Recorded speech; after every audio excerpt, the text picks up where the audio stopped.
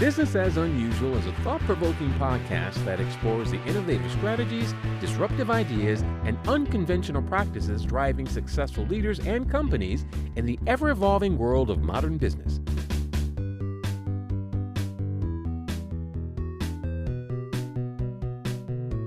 Subscribe, comment, and share for weekly inspiration with our host, Aisala.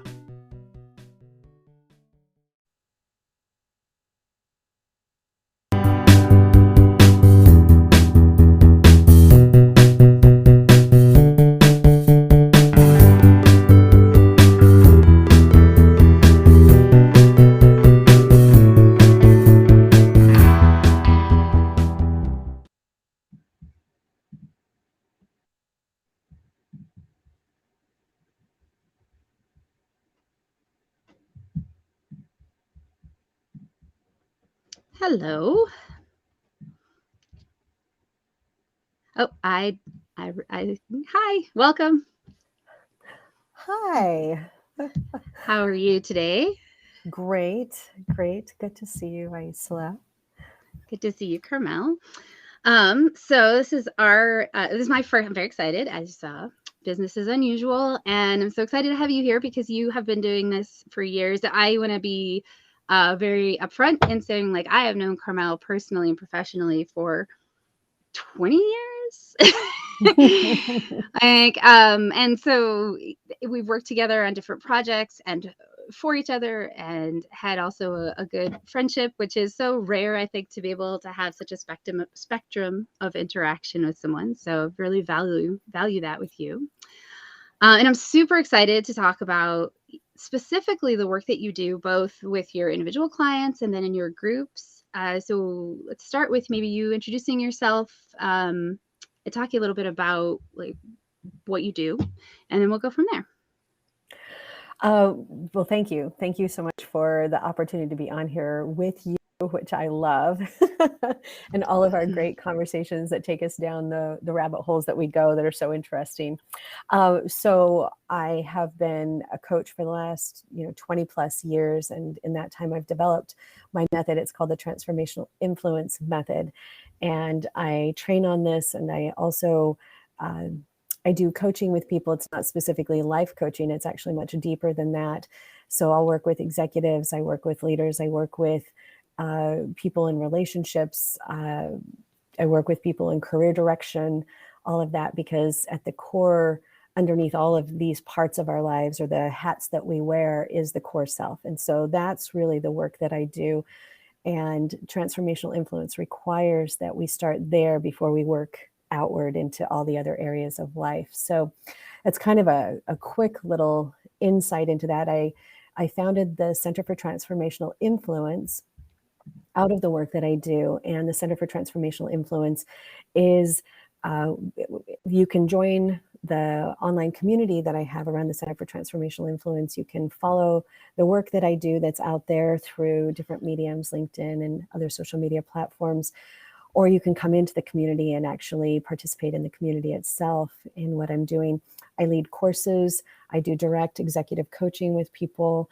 I run events that people can come and participate in. And really the underlying focus of what I'm doing is how we develop ourselves at the foundational levels in order to be change in the world in the ways that help improve the space for everybody else in whatever our sphere is.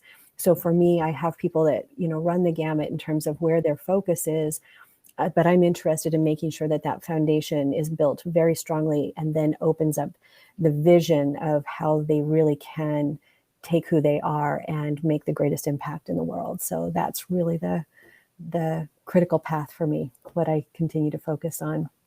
So. Well, and I know my own experience of working with you is that you have to be prepared to be like you said, like, it's very internal, it's very deep, and I value it so much. And I also recognize that it requires something of your participants. So anybody that shows up to work with you usually ends up having to show up, and my own experience of that has been that's really positive, because it's a great education for how to get out into the world and recognize where you have influence, and also just even where you have influence over yourself. So at any rate, today Exactly. is Valentine's Day. So happy Valentine's Day to those of you that celebrate. I so love that we're doing this today. And I was going to start with a couple of icebreakers. Obviously, I know you really well, and maybe possibly some of the folks who are watching do. But I have a couple of like fun little questions that I pulled, from a list of questions to ask kids, because that's who we like to get to know the most. All right. So the first one I have is, what hobby of yours do you think would most surprise people you know? Well, so that's an interesting thing. I think I probably have passions more than I have hobbies. And the one Okay. that seems to kind of surprise people the most is I'm an oils artist. So I paint. I'm an artist. I paint on canvas. I prefer large canvases. I prefer palette knife work. So I work with palette knives instead of brushes mostly. And I do abstracts primarily. I'll do figures and abstracts. Those are my primary forms as an oils artist. And so if you come to, my loft, you'll see I've got multiple easels, big Mhm. canvases, art on the walls, my paint supplies out. So it's one of the things that I love and I'm passionate about. But I actually didn't come to that until in my 30s. I had a clear idea when I was in 7th grade in Mr. Marino's art class. I had to sit down with myself and I said, Carmell, you're not an artist, because I couldn't make things look the way that I wanted to. And then fast forward 2.5 decades and I came back to it. Something in me led me back into art, and it's a passion for me for sure. Well, I loved your art, so that's a great one. What's the last musician that you got lost in? Good. That's I would have to say that a musician that I've gotten lost in, not just like a song or music or whatever. It's kind of a tie between Rye, who I love, and the band Junip.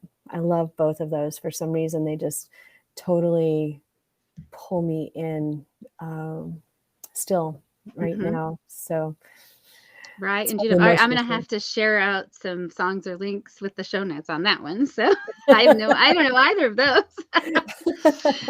Right. All right. And then where do you go for inspiration? Inside. Yeah. I go inside. I mean, my life is such that I live and work from wherever I am in the world, and I've been doing that for a while now. I definitely am inspired by people. I'm inspired by being in front of the ocean. I'm inspired by movement when just anything that I'm doing that's movement related. But most of all, I would say that I walk around with my inspiration inside of me all the time, 24/7. So if I really want to go to where I'm inspired, I have to just stop and come in here. And that's my number one place. What about you? Where's your number one place to go for inspiration? Oh, that's a great question. Inspiration. I would say right now specifically, it's been my Wee Moon calendar. It's Oh, really yeah. been, the theme this year is the magical dark, and that was a great transformation for me, in terms of saying, okay, there's all these things that I feel challenged by, and there is a feeling of some sense of darkness that I've been engaged with in the world, and just to recognize, like, darkness is also where the seeds germinate in the earth, and it's the womb, and there's so much potential, and it's easy to have a reflex opinion about something because it can be scary or uncertain. Right. And yet there's also so much more happening if we could get that perception and that reframe. So I it love was very that. good for me to kind of get into that headspace, I think. That's wonderful. I love that as well. I think that I think when I interact with people all the time, moving out of the spaces of our certainty into the spaces of the unknown is the opportunity for new inspiration. But we tend to cheat ourselves towards what we do know all the time, instead of being able to entertain the unknown and the uncertain on a regular basis in our lives. And for me, that's part of been like why I travel the way that I do. I don't have all this, everything planned out. I just like decide on a space usually, and I end up and, go there and figure it out as I put one foot in front of the other, because it keeps me more honest about the fact that every next moment in our lives really is an unknown. And how do we engage that in our minds in a way that helps us instead of trying to avoid it, I guess. Mm-hmm. No, I admire that. I know there's a couple times I've really interestingly like gone to another country, and when I get off the plane, my first moment, because it is so foreign, it's like literally, right, I'll have this moment of being like, why did I do this? what am I here? Why is this going to be really hard? I have to learn all these things and figure this. And I just have that moment as I'm walking around going, what, why? So, there's like and I value that too, that opportunity to grow, but I also have that hesitation, maybe resistance. I think that the resistance builds the more we stay in our routines. That's what I have found, because during the pandemic last 2 years, and I've been grounded more than I've been at all in the last 10 years or 9 years, to actually, it's hard to pull things up and actually step back into a space of moving into the uncertain and into the unknown, and know ourselves in it, right? That's really the key, isn't it? To, like you say, you're getting off the plane and you're like, why did I do this? And how, all of this, that moment, right? Because the subconscious mind is like, wait, this is all unusual. This is all unknown. Why? Like, are we sure we want to be here? And I guess I found that too, when I was getting ready to head on this trip. I'm back east right now instead of where I've been over the last 2 years in the pandemic, that I was so ready to just like pull up. And again, I had a loose idea of my itinerary, a few things that I had to show up for sure at certain times, but a lot of people to connect in with and see. And it's just been that kind of letting myself move through space. Everything is taken care of. Everything happens in this perfect way. And I've learned how to live that way more and more in my life. So it's been good to kind of be in the unknown again instead of the known every day. We need both. We definitely need the routines, right? For sure. And I'd gone too long without having that solidity for myself. So the pandemic was actually really good. We've talked about this. The pandemic was super helpful for me to be able to just like stop everything and get a routine, but to cultivate the uncertainty, the unknown in our lives, I think makes a massive difference for us overall. Yeah. So I could go down that rabbit hole for sure. But anyway, so back to. No, that's great. I know. I think it's really important. I actually, many years ago, I was working with a meditation instructor, and I was doing a solitary retreat. And as I was working with them to talk about the retreat, they said, all right, well, we have to create a schedule for you. And I can be a little rigid when it comes to schedules. And then he stops and he looks at me and he goes, you have to have a schedule because then that allows you to have something to deviate from. I was like, that's so Buddhist. That's so Buddhist. But it was also a really good message for me because I could get locked in. I mean, I guess like most people, into a rut, and to have somebody remind me, that you need, like you said, you need both. You can't deviate if you never have anything consistent. And it is often in those moments of deviation from our expectations or our patterns that we'll have a moment of discovery or shift or awareness. And so we need both. We need the patterns, and they do make it easier. Our brains are kind of wired to be more efficient when you have that. And we also need the influx of the unexpected or the opportunity to learn or whatever. So, but I was like, yes, thank you. I need a pattern size that they did deviate from. This is why I'm here, because it's good for me to learn. So funny. He called it right on, didn't he? Yeah, no, I mean, there's like a lot of inspiration to that kind of engagement when people could just show up and be present in that way. So, so one of the things that I was excited about for us to talk about a little bit on Valentine's Day, but useful all the time, is, that the rules for loving yourself, and the ways in which, the other thing you were talking about was the ways in which we bring love into our work. And you and I obviously do a kind of very personal work. However, I I don't necessarily feel like it's limited to that. I've seen so many different opportunities for people to be present to what they love, whether it's, the engagement in the moment of creating something. So I'd love to have you talk a little bit about those two things in any way that feels like the right way to you. Oh, and I'm so excited about this topic, like seriously so excited. When you came up with it, I was like, oh, yes. Because I think that, we put this idea of love with business. They seem to be, anathema to each other, which they really are not at all, or they shouldn't be, if they are in a situation that we're in, they should not be. So, for example, I'm here right now having this, conversation with one of my former clients who's also a good friend, and she's the county prosecutor in the area that I am. We're just having conversations this morning about what she's been moving forward for herself. And so it's a perfect example of what we're talking about, that what she sees as moving forward is finding out how to further the people around her. And she's always been doing that. And even before she came into this position, she was always looking at every moment of relationship, whether it was somebody she was, working with, who was in the system, the justice system, that she was, playing into their future in some way, whether it was a colleague or a person that was, going through, law enforcement processes of some kind, that she always looked at it from the perspective of how does the part I play help to further them in the ways that will be best for them. Right? How do I show up in that way? And for me, that's a perfect example of, love is a verb in, situations that you could look at and say, well, that can't, how do you bring love into the justice system in a way that works? Right. But that's how she has seen herself, and that's how she shows up. So people always know that she can be counted on to ask that question, like right out of the gate. How can I further the very best things for you in the part that I play? So what are your thoughts when I say that? I mean, how does that hit you?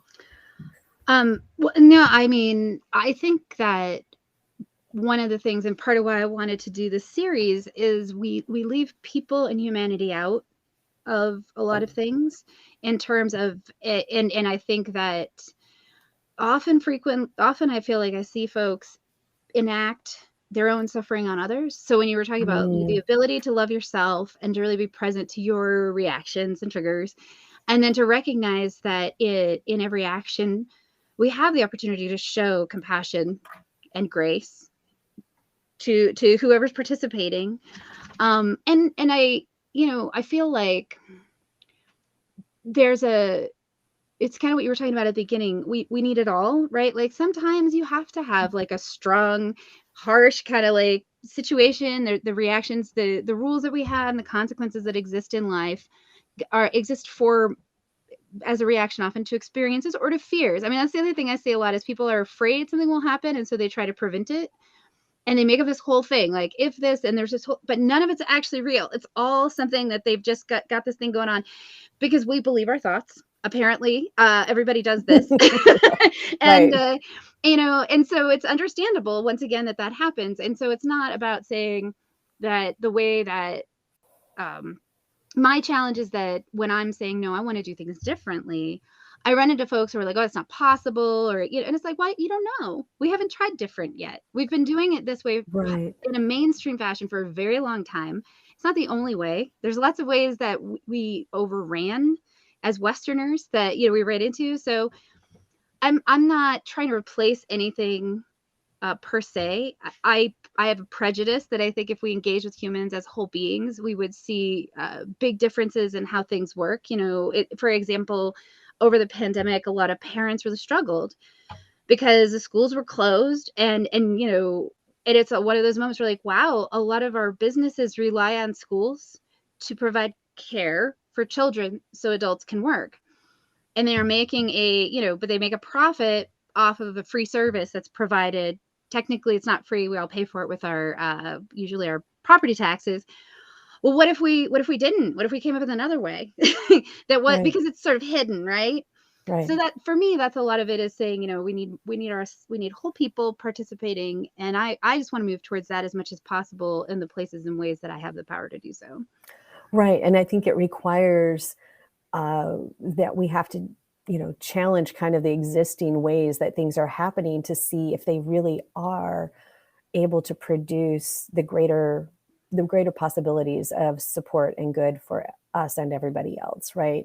Mm-hmm. If we have that as our objective instead of just what's in it for me, then to me, that's a perfect example of love as a verb, right? So we're not saying, oh, it's just the way it's been. So, we have to hold to that or uphold that or defend that at all costs. We have to instead ask the question, is this the best way for all of us? Is this the best way forward? And that will usually mean a challenge to certain existing situations, and the opportunity for us to make changes that benefit more than just ourselves. But it also means change, and people can be afraid of change. So for me, love is, in business and in work, love in part means the ability to entertain change, right? That's a major component. If we really are going to engage from that place of what we call love, we're going to recognize that we'll have to let go of the way things are to some extent on a regular basis in order to show up to what is happening and what the greater possibilities are. And that means that we can stay permeable, right? I think our permeability to change is a definite measurement of showing up from that deeper place of compassion all the time, because what solved things yesterday isn't what's going to solve them tomorrow necessarily. And how are we going to be able to honestly engage with that for ourselves and for others? And I think that's a huge component. I think another thing that you touched on, which I think is really important, is this love of self. How do we have the foundation to do that with in the first place? I find that a lot of the challenges that we come up against come from this place of competition instead of being able to see things with inquiry, curiosity, and collaboration. If we are engaging from a competitive perspective instead of a collaborative, mutually benefiting perspective, then we reduce resources to a zero-sum game. And to me, that's not love as a verb in business. If I'm going to have to reduce things to a zero-sum game, then I'm going to get a zero sum, whether I'm on the positive side or the negative side 100% of the time. But if I look at things from a perspective of synergistic possibility, if I engage with problems or with opportunities, both, right? Problems and opportunities from a place that says, what are the greater potentials here? How do I start from that place in the first place is really how I choose to show up to myself. Do I love who I am exactly as I am? Because we can't bring a negative deficit within ourselves into a situation and expect to get a positive result, right? Right. Well, and it's easy.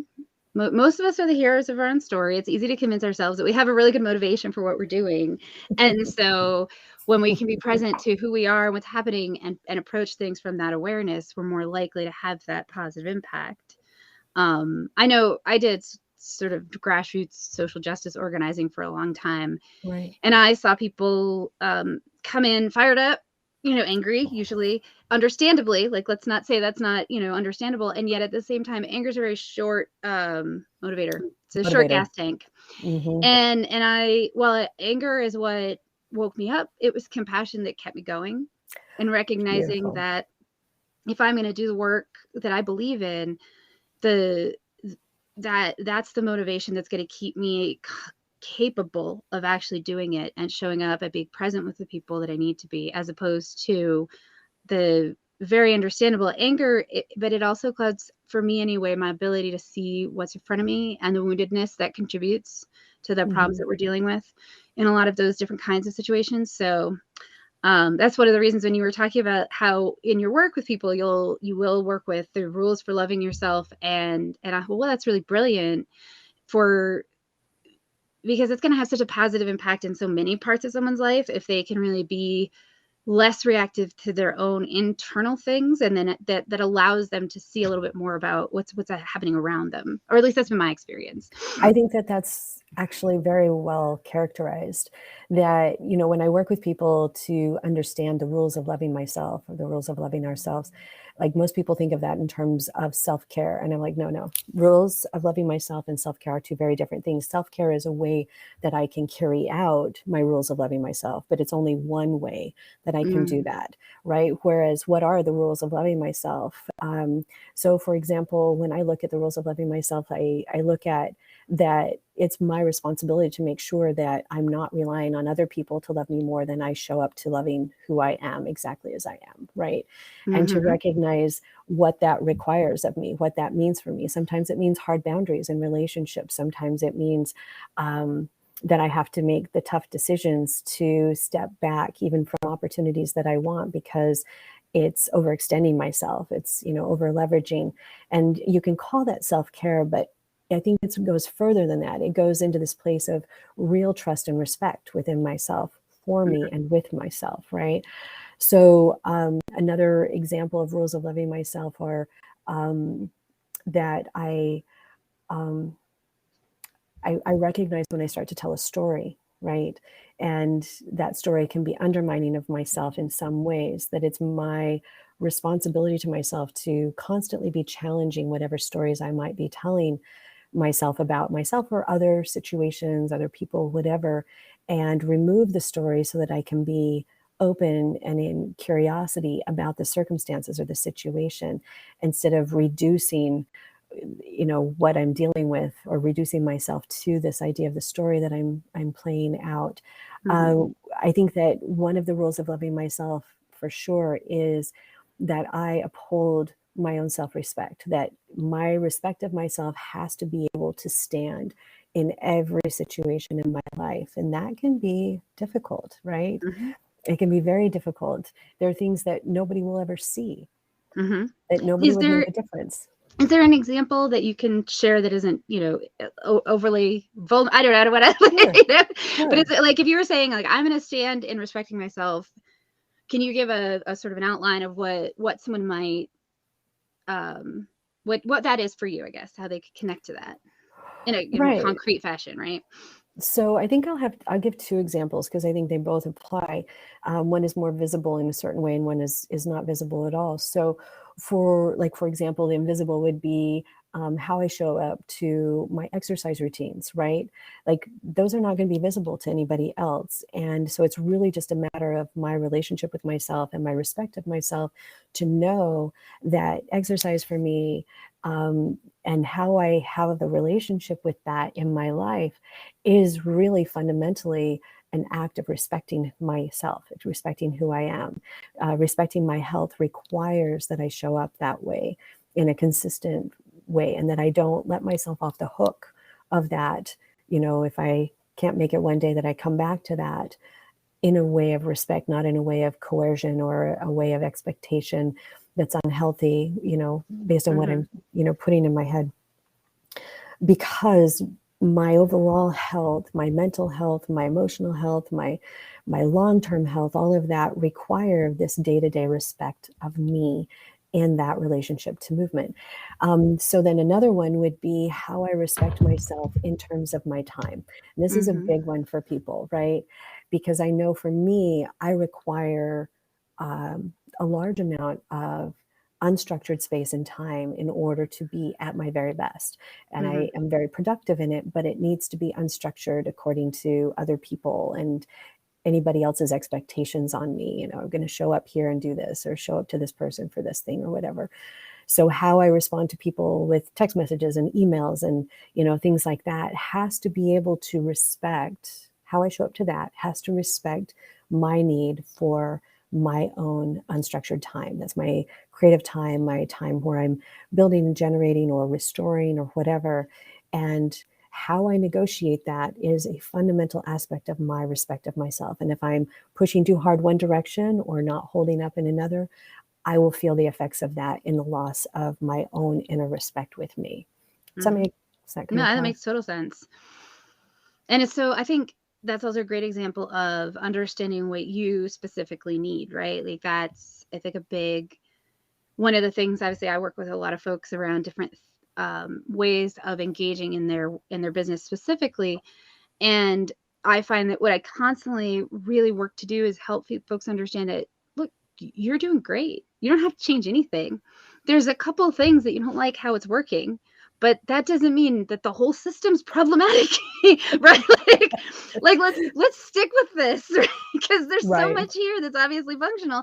It just doesn't necessarily match someone else's way of doing it, what their needs are. Like an extrovert might, and I don't love those words, but the way that we understand that might really need a day full of people, and so it's important for people to be comfortable being aware of just how they are and without judgment. I think that's a big part of it, that the rules of living, for me, my rule of living myself is to say, I have to be able to look at what's happening without judgment before I can then make a choice about how I want to engage with it. Like I might not like the outcome of something and say, okay, I got to do this differently, but I don't start with judging what's happening. Say, all right, this is just where we are today. This is like, and some days that's super productive. And I will admit, like the end result, the outcome, like, yes, I like those days better. Because I find myself very motivated by achieving results on tasks. Like that's what makes me feel accomplished and good and all of that. However, I can start with judging myself around it. That also doesn't work so well for me. I'm carrot, not stick motivated. Like it took me a long time, like some people really need the criticism and all of that, and it motivates them, and it's not me. Like, well, yeah, maybe they just don't know the alternative yet, and they can give it a try. Yeah, right. So I have a couple more questions. One, so you do this work, this transformational influence, you have the center. I love you're in a, am I allowed to talk about your book? You're writing a book. I just did, so it's too late. And I have several that I'm working on, but one that's closer to that getting published point. So yeah, for sure. Well, so what would be different in the world? Like you do this work in all these different places. What would be different in the world if you achieve your vision? So I guess probably the number one thing that if I could achieve my vision, the number one thing that I would see different is that people would know how to value themselves fundamentally.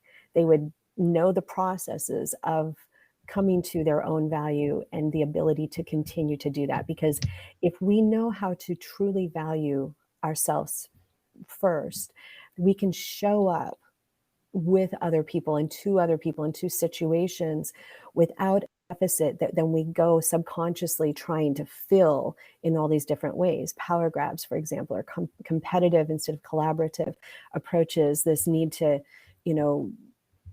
to try and, take resources away from others, or to, even just this idea of using up resources indiscriminately instead of recognizing the impacts that we have and the consequences of our choices and our actions.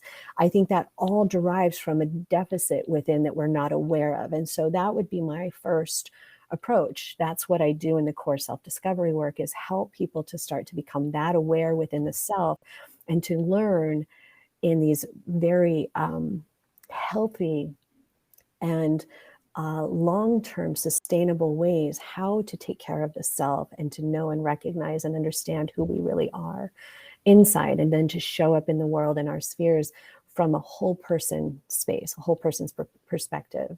So there's the shorter version of that answer. That's how the world would be different. I like it. I like that's a world and that I would be very interested in being a part of. And then what's your best advice, either that you've received or that you have heard come out of your mouth? Because I know sometimes that's the thing that happens. I'll say both. Okay. I think the first thing that I have probably received is to not take myself and everything so seriously. That's the best that I have received over and over again. That, what is so important right now today is already moving off into yesterday, and what's going to come in from tomorrow is already on its way. And, we do our best and we try again. We do our best and we try again. So instead of trying to hold on so tightly, to not take it all so seriously, and to remove myself from all of that anxiety and that need to control into a place of trust and seeing from a much bigger perspective. Best advice I've continued to be given, or to have come back around to me in my life. And then the other advice that I give that's come out of my mouth is something that's very near and dear to me, which is that life is not one thing. We have this idea, that when change happens, or, major things that happen in our lives or happen in the world around us, that we just grab on and we feel this enormous loss oftentimes. And I find instead that what my life has taught me is that something can be so good, and when it changes, we can feel this immense loss instead of this deeper wisdom inside that it is exactly this wonderful thing in our lives or in the reality. But life isn't one thing. It isn't the one thing of this relationship that I've had, or it isn't this one thing of the job, or it isn't this one thing of the way that the world works that seems so right, and now it's different. That if we could really entertain this deeper wisdom that life is not one thing, that our perspective pulls back and sees things from a much wider and wiser place and compassionate place, a place that can love in the moment and then love in the next moment, and can show up with the very best that we have in the moments after that too. So I love that. Yeah. I'm going to share this. I pulled this off of your website, but I think it fits here, which is a quote. Do you want to read it, or should I read it for you?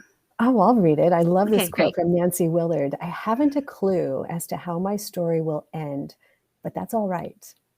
When you set out on a journey and night covers the road, you don't conclude the road has vanished. And how else could we discover the stars? It's a perfect metaphor for how I challenge myself again and again out of what I think I know, to be open to what I don't know or what is next, and to stay in that space of compassion, and to stay in that space of curiosity and openness with others, with myself, with life, with the next. So Yeah, thank you. I loved that. When I saw that, I was like, oh, this is so you. And it's such a great, reminder. Like we don't think the road is gone, and it kind of goes back to that magical dark inspiration. So thank you for that. And then when is your next event, or how does somebody get involved with what you're doing? Obviously I'll put it in the notes as well. The Center for Transformational Influence is a great way for people to participate. But yeah, I'm in the process of actually deciding when my next events are going to be. I do have a wake up call event that I'm going to be leading online in March. I believe I'll have to look again. It's the 15th or 17th. I didn't have it right in front of me, but you can find out about it in my community. So if you join my community, which is a free community to join, that's where I'm always posting the latest and articles that I'm writing and ideas that I'm putting out there. You can always find that there. Plus, there's a community of people who are really focused on their own lives and transformation and being able to build the influence in the ways that they value. So that's probably the best way for people to really come in and be part of that community. It's really next generation of what we're moving to, beyond the whole social media aspect, and being able to be part of intimate communities that we can participate in and contribute to, and be, have more for the contributions that we're making, have more for ourselves. So I would love for people to come and join me in this community. So that's what I've got going on coming up. Yeah, that sounds great. All right, well, I'll send that out. I'm going to do another Business is Unusual in 2 weeks with Dr. Darian Parker. I was on his podcast a while back, and he's a very interesting human. He is a fitness coach, started with running, but also does a bunch of social justice work and really sees that intersection. So I'm curious to see what he's going to bring to our conversation. And I think that is everything. I mean, it's not really everything. We could talk for hours and hours, but it's everything I asked you to show up for on your lunch break. Unless there's something else you want to add. I just think this is a wonderful topic. I'm so glad we had the opportunity to dive into it together. And I also just really love, this is what you're starting now next, after all the things, the wonderful, incredible things that you've done. Isla, Business is Unusual is it's an opportunity for us to get out of the silos that we are in and actually see things in a bigger perspective, challenge our own ideas, be able to support I think that next level of change and growth that is asking for us to pay attention to it now in the world, for sure. So thank you for that. Yeah, I'm really excited. Part of it is just having worked with so many people like you and Dr. Darian and Sarah. Like, there's such a long list of folks. We actually already have it scheduled out through the end of April because there's so many neat people doing really interesting things in a different way that is more people-centered, that is more humane, in my opinion, and more engaged, and sort of recognizing that we need to find ways to allow people to be whole beings and to have their families and cook their food and also do their jobs. Like, they want all that too. Most people do want to do work and be fulfilled by that, as well as the rest of it. So, all right, well, agree. Thank you everybody for being here. I'm gonna pop this. A very exciting outro. So we'll see you guys in a couple weeks. Bye. Thank you so much. Bye.